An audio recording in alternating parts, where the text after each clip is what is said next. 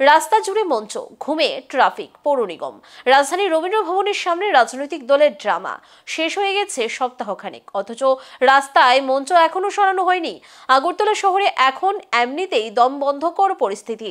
বিভিন্নভাবে এই সময়ের মধ্যে বরাবর সমালোচনার কেন্দ্রবিন্দুতে থাকে আগরতলা পৌর নিগম। এরই মধ্যে বিভিন্ন জায়গায় একদিকে যেমন স্মার্ট সিটি প্রকল্পের কাজ চলছে, আরেকদিকে নানা সমস্যায় রীতিমতো জেরবার নগরবাসী।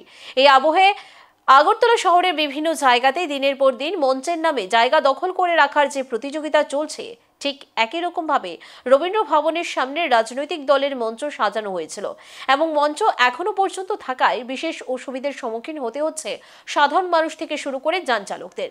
জনবহুল এই জায়গায় এতদিন মঞ্চ থাকলেও কেন পৌর নিগম কোনো ভূমিকা গ্রহণ করছে না, এটা কিন্তু এখন বড় প্রশ্নচিহ্ন।